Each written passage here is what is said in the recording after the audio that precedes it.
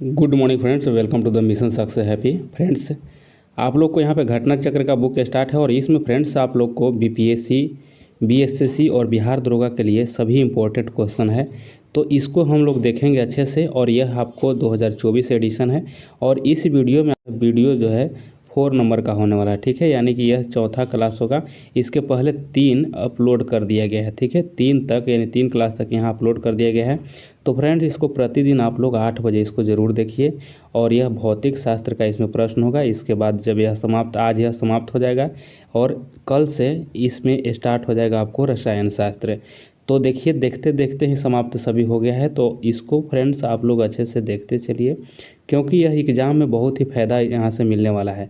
देखिए, जो भी दरोगा बने हैं वह सभी यहाँ बताते हैं कि घटना चक्र का जो पीसीएस का बुक है वो उसको हम लोग देखे थे और यहाँ से जो क्वेश्चन जो आते हैं वह हूबहू आते हैं।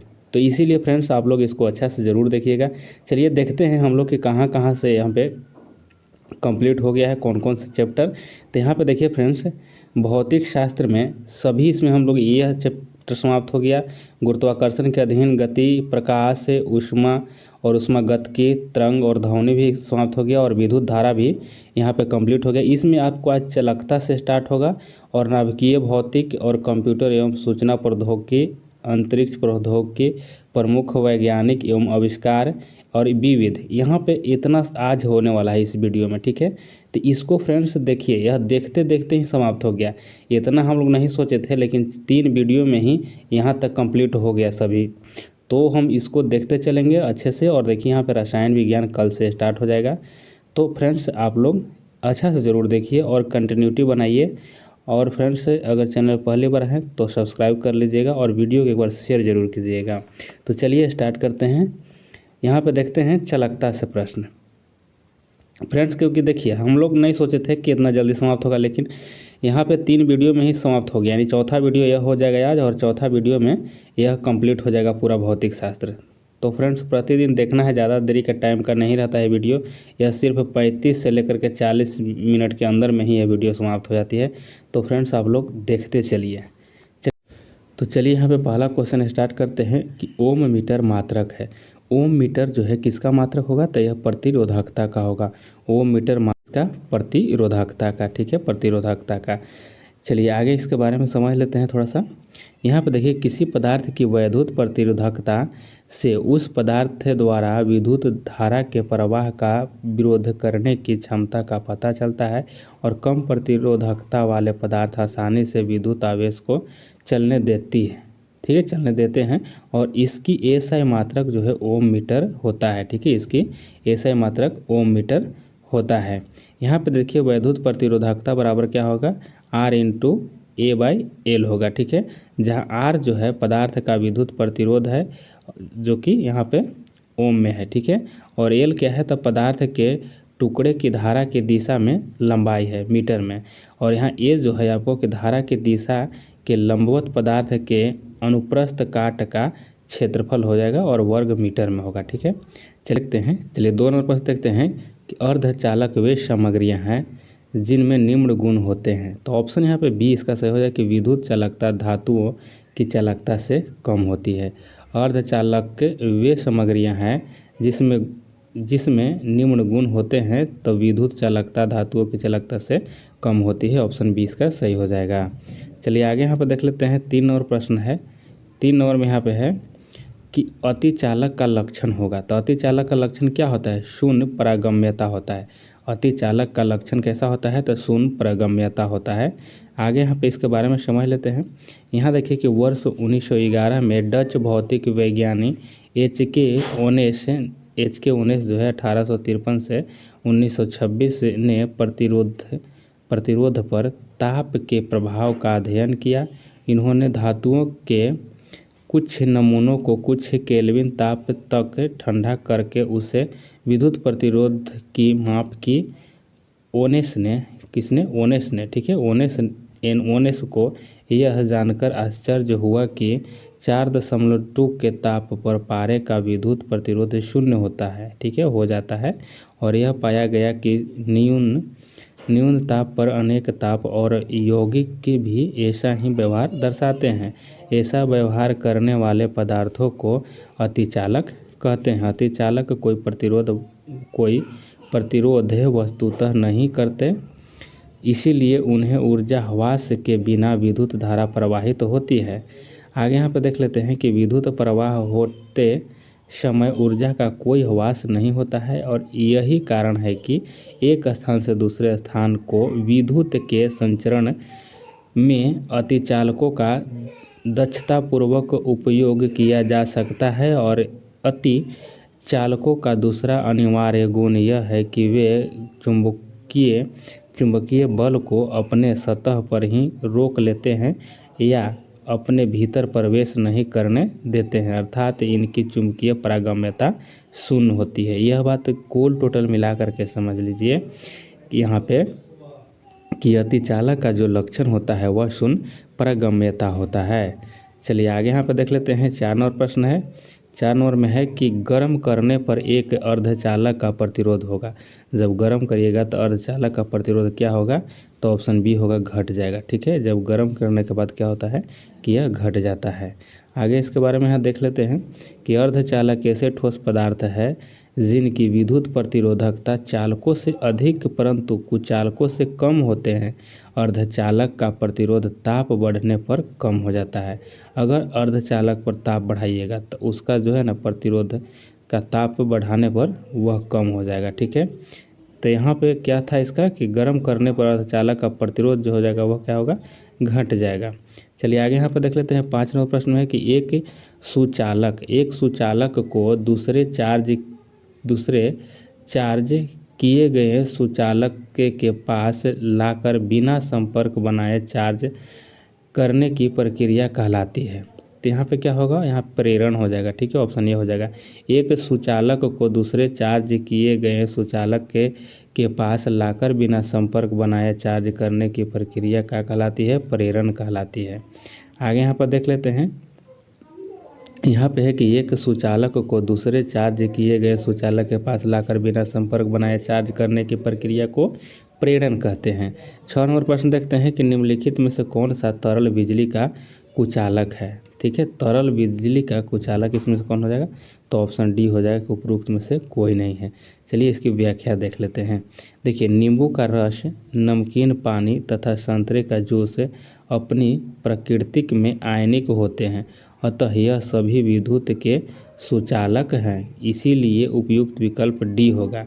ठीक है, यहाँ पे आप लोग समझ लिए कि नींबू का रस जो हो गया और नमकीन पानी और संतरे का रस है, सब क्या है, तो यह विद्युत का यह सुचालक है, इसीलिए यहाँ पे कुचालक पूछा गया था, तो इसमें से ऑप्शन डी सही होगा। अब देखिए यहाँ पे नाभिकीय भौतिकी है। ठीक है, तो यहाँ से देखेंगे प्रश्न हम लोग। चलिए यहाँ पे देखते हैं। 1 नंबर प्रश्न है कि निम्नलिखित में से कौन सी विद्युत चुंबकीय तरंग नहीं है। विद्युत चुंबकीय तरंग नहीं है तो कौन नहीं है इसमें से, तो ऑप्शन यहाँ पे बी से हो जाएगा, अल्फा किरण। अल्फा किरण जो है यह क्या है, तो विद्युत चुंबकीय तरंग नहीं है। चलिए आगे यहाँ पे देखते हैं इसके बारे में। यहाँ पे देखते हैं कि अल्फा विद्युत चुंबकीय तरंग के अंतर्गत सूक्ष्म अवरक्त दृश्य परावैंगनिक एक्स तथा गामा किरणें आती है। कहने का मतलब कि अल्फा जो है यहाँ पे कह रहा है, अल्फा विद्युत चुंबकीय तरंग के अंतर्गत कौन कौन आता है, रेडियो, सूक्ष्म अवरक्त आता है, दृश्य परावैंगनिक आता है, एक्स किरण आता है और यहाँ पे गामा किरण आती है। अल्फा किरणें विद्युत चुंबकीय तरंगों के अंतर्गत नहीं आती है। अल्फा जो है नहीं आती है। ठीक है, अल्फा नहीं आती है विद्युत चुंबकीय के क्षेत्र में। यहाँ पे क्या था कि विद्युत चुंबकीय तरंग नहीं आती है तो अल्फा नहीं आता है। ठीक है, अल्फा इसमें नहीं आएगा। बाकी जो दिया गया है गामा, एक्स किरण और यहाँ पे ये सब दिया गया है, एक्स, गामा, परावैंगनिक, सूक्ष्म तरंग और यहाँ अवरक्त, ये सभी जो आते हैं विद्युत चुंबकीय तरंग के अंतर्गत है। चलिए आगे यहाँ पे देख लेते हैं कि सूर्य पर ऊर्जा का निर्माण होता है। तो सूर्य पर ऊर्जा का निर्माण जो हो जाएगा, यह जो हो जाएगा आपको नाभिकीय संलयन। ठीक है, नाभिकीय संलयन द्वारा होता है और यहाँ पे आगे देख लेते हैं 3 और प्रश्न है कि परमाणु बम का सिद्धांत आधारित है, तो यह होता है आपको नाभिकीय विखंडन पर। परमाणु बम जो है नाभिकीय विखंडन पर हो जाएगा, हाइड्रोजन बम जो हो जाएगा नाभिकीय संलयन पर हो जाएगा। आगे इसके बारे में देखें, परमाणु बम का सिद्धांत नाभिकीय विखंडन पर आधारित है। नाभिकीय विखंडन का तात्पर्य है कि भारी परमाणु वाले तत्व का कम परमाणु वाले तत्वों में टूटना। इस विखंडन के परिणाम स्वरूप ऊर्जा उत्पन्न होती है।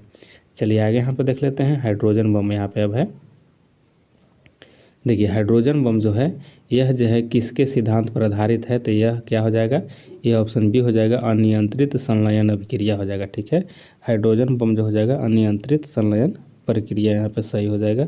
आगे यहाँ पे देख लेते हैं कि हाइड्रोजन बम जो है यह अनियंत्रित यानी नाभिकीय संलयन प्रक्रिया पर है। ठीक है, आधारित है, और जिसमें 2 छोटे नाभिक जुड़कर अपने से बड़ा नाभिक बनाते हैं, जिसमें भारी मात्रा में ऊर्जा निर्मुक्त होता है, ऊर्जा निर्मुक्त होती है। चलिए आगे वहाँ पर समझ लिए। आगे यहाँ पर समझते हैं 5 नंबर में है कि नाभिकीय रिएक्टर में नाभिकीय विखंडन से विद्युत उत्पन्न करने के लिए साधारणतः प्रयोग किया जाने वाला तत्व है, तो ऑप्शन यहाँ पे सी हो जाएगा कि यूरेनियम है। क्या कह रहा है, नाभिकीय रिएक्टर में नाभिकीय विखंडन से विद्युत उत्पन्न करने के लिए साधारणतः प्रयोग किया जाता है, तो यूरेनियम का प्रयोग किया जाता है। चलिए आगे इसके बारे में थोड़ा सा देख लेते हैं कि नाभिकीय विखंडन में ऊर्जा उत्पन्न करने के लिए सामान्यतः यूरेनियम का प्रयोग किया जाता है। ठीक है, यूरेनियम का प्रयोग किया जाता है, और इसके अतिरिक्त थोरियम, प्लूटोनियम आदि तत्वों का भी प्रयोग किया जाता है। किसका किसका, थोरियम का भी, प्लूटोनियम का भी, और यूरेनियम तो इसमें मुख्य है। चलिए आगे देखते हैं। 6 नंबर प्रश्न है कि नाभिकीय रिएक्टर में D2O का उपयोग होता है, तो देखिए इसका उपयोग जो किया जाता है यह मंदक के रूप में किया जाता है, और DTO को क्या कहता है, ड्यूटेरियम ऑक्साइड कहा जाता है। ठीक है, यह भारी जल होता है। ठीक है, यह भारी जल होता है। अगर इसकी अनुभार की बात किया जाए तो 20 होता है। ठीक है, तो यह सभी को याद रखना है। चलिए नेक्स्ट क्वेश्चन आगे यहाँ पर देख लेते हैं। यहाँ पर देखिए D2O and deuterium oxide, deuterium oxide deuterium है, ड्यूटेरियम के 2 परमाणुओं और ऑक्सीजन वो परमाणुओं से बने होते हैं। D2O को भारी जल के रूप में जाना जाता है, और नाभिकीय रिएक्टर में भारी जल यानी D2O का उपयोग जो है मंदक के रूप में किया जाता है। ठीक है, यह ड्यूटेरियम ऑक्साइड ही है, D2O यहाँ पे है। ठीक है, चलिए आगे यहाँ पे देख लेते हैं। 7 नंबर प्रश्न में है कि रेडियोधर्मी पदार्थ उत्सर्जित करता है, तो रेडियोधर्मी जो पदार्थ है यह उपयुक्त में से सभी हो जाएगा, अल्फा किरण भी करेगा, गामा भी करेगा, और बीटा किरण भी करेगा। ठीक है, रेडियोधर्मी जो है उत्सर्जित करेगा सभी इसमें से। यहाँ पे आगे देखते हैं, रेडियोधर्मी पदार्थ है कि अल्फा, बीटा, गामा किरणों उत्सर्जित होती है, और ये किरणें क्रमशः धनावेशित, ऋणावेशित और उदासीन होता है। ठीक है, यानी कहने मतलब अल्फा में क्या हो जाएगा, धनावेशित होगा, बीटा में ऋणावेशित होगा, और गामा का हो जाएगा उदासीन हो जाएगा। ठीक है, ऐसे भी देखिए यहाँ पे जो कहा गया है बीटा जो है, बीटा क्या है, कर्ज लेने का काम करेगा बेटा, ऐसे याद कर सकते हैं इसको। ठीक है, बेटा क्या करेगा कि कर्ज लेने का काम करता है। चलिए आगे यहाँ पे देख लेते हैं, ये ऐसे बताने के लिए हम बोल दिए, याद हो जाएगा इस तरह से। आगे देखते हैं 8 नंबर में है कि वैद्युत ऊर्जा पैदा की जा सकती है, यानी विद्युत ऊर्जा जो है इलेक्ट्रिक एनर्जी जो है पैदा की जा सकती है, तो इसका सही हो जाएगा ऑप्शन डी हो जाएगा, यूरेनियम द्वारा। ठीक है, आगे भी हम लोग देखे थे। यहाँ देखिए विद्युत शक्ति जल से, कोयले से, यूरेनियम और नाभिकीय अभिक्रियाओं से, पवन शक्ति से एवं अन्य विधियों से पैदा किया जा सकता है विद्युत शक्ति को। चलिए आगे यहाँ पर देखते हैं 9 नंबर प्रश्न में है। 9 नंबर में यहाँ पे है कि किसी विखंडनीय द्रव्य का क्रांतिक द्रव्यमान होगा, तो यहाँ पे सही आंसर हो जाएगा ऑप्शन, आपको क्या हो जाएगा, ऑप्शन बी हो जाएगा कि श्रृंखला अभिक्रिया हेतु आवश्यक न्यूनतम द्रव्यमान। श्रृंखला अभिक्रिया हेतु आवश्यक न्यूनतम द्रव्यमान हो जाएगा किसी भी विखंडनीय द्रव्य की क्रांतिक द्रव्यमान होगा। ठीक है, चलिए आगे इसके बारे में थोड़ा सा देख लेते हैं, और यह BPSC 2023 में पूछा गया क्वेश्चन है। यहाँ पर देखते हैं किसी भी खंडनीय द्रव्य का क्रांतिक द्रव्यमान विखंडनीय द्रव्यमान की न्यूनतम मात्रा है जो एक आत्मनिर्भर श्रृंखला प्रतिक्रिया का समर्थन करेगी, और इस द्रव्यमान पर एक विखंडन प्रतिक्रिया के उत्पाद के रूप में जारी न्यूट्रॉन पड़ोसी परमाणुओं के विखंडन के कारण बन सकते हैं। अब यहाँ देखिए फ्रेंड्स, आगे कंप्यूटर एवं सूचना प्रौद्योगिकी से प्रश्न है। यहाँ पे देखिए यहाँ पे पहला क्वेश्चन में हो जाए कि 2G स्पेक्ट्रम में अक्षर जो जी है किस शब्द के लिए प्रयुक्त होता है। तो यहाँ पे ऑप्शन आपको सी सही हो जाएगा कि जेनरेशन के लिए होता है। ठीक है, 2G 3G देखे होंगे, 3G 4G ये सब क्या है, जो जी जो है यह जनरेशन है। ठीक है, जी जनरेशन है। अभी तो जान रहे हैं कि अभी 5G चल रहा है। ठीक है, तो ये 5G है जो जनरेशन है, 5वां जनरेशन चल रहा है। ठीक है, चलिए आगे यहाँ पर देख लेते हैं, 5वां पीढ़ी होगा।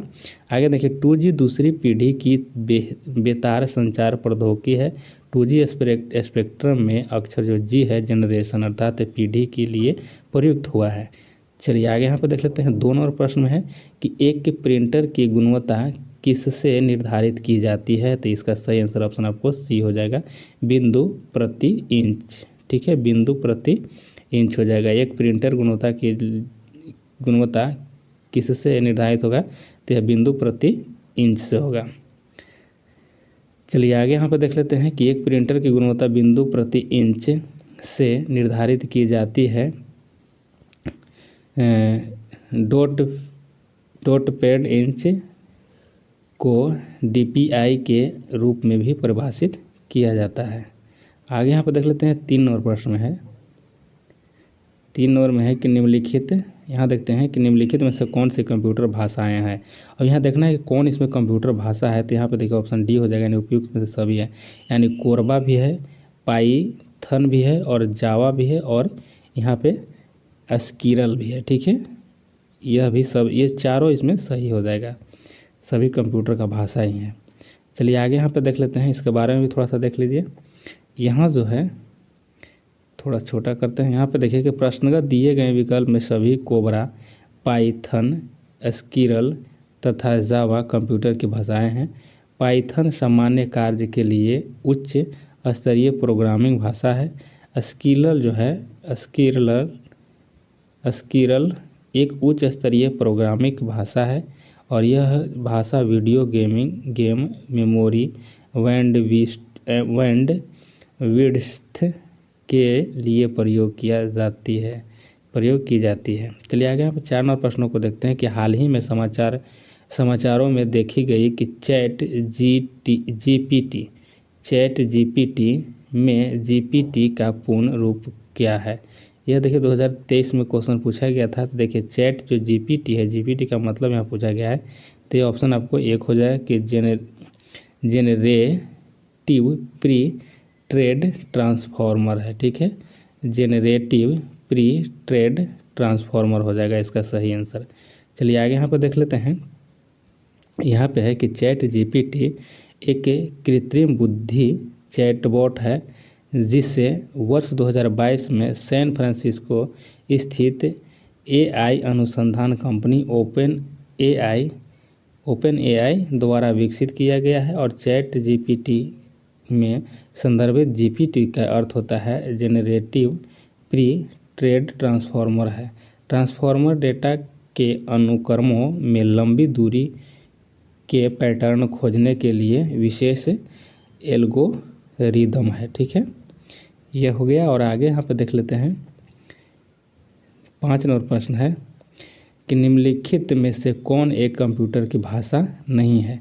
कंप्यूटर की भाषा देखिए इसमें से कौन नहीं है, तो फास्ट जो है यह कंप्यूटर की भाषा नहीं है। बाकी यहाँ पर जो लिखा है बेसिक हो जाएगा, सी है और फोर्ट्रॉन, ये सभी जो है कंप्यूटर की भाषा है। चलिए आगे 6 नंबर प्रश्नों को देखते हैं। यहाँ पर निम्नलिखित में से कौन सी तकनीकी 5G मोबाइल संचार नेटवर्क द्वारा सक्षम की जाएगी। तो इंटरनेट ऑफ, यहाँ पे पहले देख लेते हैं इसका हम लोग आंसर देख लेंगे। ठीक है, तो यहाँ पे आंसर ये हो जाएगा, यानी 1 2 3 इसमें सभी सही हो जाएगा। तो यहाँ पे देखिए क्या हो जाएगा कि सक्षम जो नेटवर्क में इसमें कि इंटरनेट ऑफ थिंग्स हो जाएगा, एज कंप्यूटिंग हो जाएगा और नेटवर्क स्लाइसिंग हो जाएगा। ठीक है, यहाँ पे तीनों सही हो जाएगा। चलिए आगे यहाँ पे देख लेते हैं, इसके बारे में थोड़ा सा देख लेते हैं। यहाँ पे है कि 5G यानी 5वीं पीढ़ी मोबाइल संचार की नवीन तकनीकी है जिससे internet of things, edge computing तथा network slicing, cloud computing, artificial intelligence जैसे युक्तियाँ तथा उपकरणों का उपयोग सुलभ हो जाएगा। इसी को IoT internet of thing internet का एक नेटवर्क है जो उस वस्तुओं को आपस में जोड़ता है जो डेटा को संग्रहित और परिवर्तित करने में सक्षम है। एज कंप्यूटिंग यह क्लाउड कंप्यूटिंग का विस्तार है जिसमें डेटा का विश्लेषण स्थानीय स्तर पर किया जाता है। चलिए आगे यहाँ पर देख लेते हैं। अब देखिए अंतरिक्ष और प्रौद्योगिकी है। ठीक है, अंतरिक्ष और प्रौद्योगिकी से प्रश्न यहाँ पे है, तो इसको देख लेते हैं। यहाँ पे है कि भारत द्वारा हाल ही में प्रक्षेपित किए गए अंतरिक्ष यान चंद्रयान-2 के एक भाग लैंडर का नाम है। ठीक है, लैंडर के यहाँ पे नाम पूछा है, जो लैंड किया था उसका लैंडर का नाम क्या है, तो लैंडर का नाम है विक्रम। ठीक है, और उसमें अंदर जो रहता है वह रोवर रहता है। ठीक है, यही रोवर निकल करके चहलकदमी करता है चांद की सतहों पर। ठीक है, तो जो लैंड करने वाला था वह विक्रम होता है और उसके अंदर जो होता है रोवर प्रज्ञान होता है। ठीक है, यह रोवर जो है अंदर रहता है। चलिए आगे इसके बारे में थोड़ा सा समझ लेते हैं। यहाँ देखिए कि 22 जुलाई 2019, याद रखना है 22 जुलाई 2019 को GSLV Mark III M1 द्वारा आंध्र प्रदेश के श्रीहरिकोटा स्थित सतीश धवन अंतरिक्ष केंद्र से प्रमोचित यानी लॉन्च किया गया। कहाँ से किया गया, तो यह आंध्र प्रदेश से किया गया, श्रीहरिकोटा से किया गया। आंध्र प्रदेश में श्रीहरिकोटा स्थित है और यह सतीश धवन अंतरिक्ष केंद्र से किया गया था। ठीक है, लॉन्च। और इसका अगर नाम पूछे तो GSLV Mark III M1 से किया गया था और 22 जुलाई 2019 को किया गया। ठीक है, 22 जुलाई 2019 को। आगे यहाँ पे देख लेते हैं कि इसके लैंडर का नाम क्या था, तो लैंडर का नाम विक्रम था और चंद्रयान-3 को 14 जुलाई 2023 को GSLV Mark III MU द्वारा आंध्र प्रदेश के श्रीहरिकोटा स्थित सतीश धवन अंतरिक्ष केंद्र से लॉन्च किया गया था। यह याद रखना है कि चंद्रयान-3 वाला। ठीक है, यह जो है 14 जुलाई को और ये किया गया था 22 जुलाई को। ठीक है, इतने अंतर रखना है कि 14 जुलाई और 22 जुलाई का इसमें अंतर है चंद्रयान-2 और 3 में। ठीक है, तो यानी कि कितना हो गया, इधर डिफरेंट हो गया आपको 6 और 2 8 है। ठीक है, 8 दिन का डिफरेंट रह गया है। ठीक है, बाकी साल वही है। ठीक, 8 दिन का अंतर है। चंद्रयान-3 जो है 8 दिन पहले हो गया था लॉन्च। याद रखना है जो 2 हुआ था यह चंद्रयान-2 उससे 8 दिन पहले चंद्रयान-3 लॉन्च हुआ था। ठीक है, और इसमें मार्क III M1 था, यहाँ खाली MU कर देना है। ठीक है, बाकी सब एक ही जगह से प्रक्षेपित हुआ था। लेकिन इसमें एक बात और है कि चंद्रयान जो 3 जो है यह दक्षिणी ध्रुव पर पहुँचने वाला भारत पहला देश बना है। ठीक है, दक्षिणी ध्रुव पर। ठीक है, ध्रुव पर। और जहाँ यह उतरा था यानी जहाँ लैंड किया था उस जगह का नाम रख दिया गया है क्या, तो शिव शक्ति पॉइंट। ठीक है, शिव शक्ति पॉइंट रखा है। ठीक है, पॉइंट, यह बात को याद रखना है। चलिए आगे देख लेते हैं। 2 और प्रश्न यहाँ पे है कि उपग्रह का उपयोग किया जाता है, तो उपग्रह यानी सैटेलाइट्स का उपयोग किया जाता है। तो यहाँ पे देखिए स्टार लगाया गया है। ठीक है, तो इसका हम लोग यहाँ पे देखते हैं डिटेल्स को। यानी उपग्रह का प्रयोग संचार, प्रसारण, मौसम विज्ञान सहित कई विभिन्न क्षेत्रों में किया जाता है। कृत्रिम उपग्रह एक विशेष प्रयोजन से भेजा गया एक इलेक्ट्रॉनिक उपकरण है जो पृथ्वी या अन्य उपग्रह की परिक्रमा करता है, जबकि प्राथमिक उपग्रह क्या है, यहाँ प्राकृतिक है। प्राकृतिक उपग्रह अंतरिक्ष में अन्य ग्रह की परिक्रमा करता है। तो यहाँ पे जो लिखा गया था देखिए, यहाँ पे था ऑप्शन में कि ऊर्जा पैदा करने के लिए, तो यह तो गलत बात है। टेलीविज़न के लिए, देखिए टेलीविज़न के लिए, संचार के लिए हो सकता था, रेडियो के लिए ये भी हो सकता था, और यहाँ प्रकाश है तो प्रकाश है तो इसमें आपको 2 सही हो सकता है। ठीक है, इसीलिए यहाँ पे स्टार यहाँ दिया गया है। चलिए आगे यहाँ पर देख लेते हैं। यहाँ 3 नंबर में है कि InSat-2A कब छोड़ा गया। InSat-2A कब छोड़ा गया, तो यह 10 जुलाई 1992 को, याद रखना है 10 जुलाई 1992 को InSat-2A को छोड़ा गया था। InSat-2A जो है 10 जुलाई 1992 को फ्रेंच गुयाना से छोड़ा गया था। कहाँ से, फ्रेंच गुयाना से छोड़ा गया था, यह याद रखना है। चलिए आगे यहाँ पर देखिए प्रमुख वैज्ञानिक एवं आविष्कार है, इसको भी फटाफट हम लोग देखते चलेंगे। रडार का आविष्कारक कौन था, रडार के आविष्कारक रॉबर्ट वाटसन है। रडार का वाटसन हो जाएगा। ठीक ना, यहाँ पे हम लोग कह सकते हैं कि रडार का खोज किसने किया, रॉबर्ट वाटसन। कहे थे कि रडार पर जिस दिन आ जाएगा ना तो वाट लगा देंगे, ठीक है।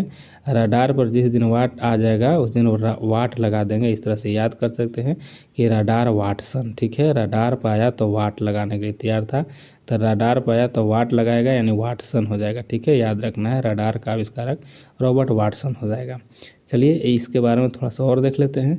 यहाँ देखिए स्कॉट्स के यह भौतिकविद थे, ठीक है, यानी स्कॉटलैंड के रहने वाले थे रॉबर्ट वाटसन, ठीक है।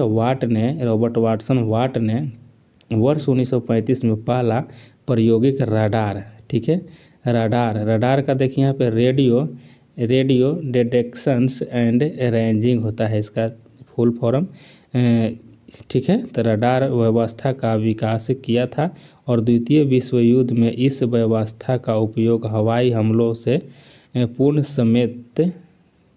समेत करने के लिए किया गया था। पहले सूचना दे देता था, सचेत कर देता था, वही पूर्व सचेत करने के लिए इसका उपयोग किया गया था, ठीक है। तो किसने किया था रडार का, वाट्स, ठीक है। वाट यहाँ पर देखिए है, ये लिखा हुआ भी है कि रॉबर्ट वाटसन वाट, ठीक है। तो वाट कहता था कि रडार पर आएगा तो वाट लगा देंगे, इस तरह से यह याद हो जाएगा आपको।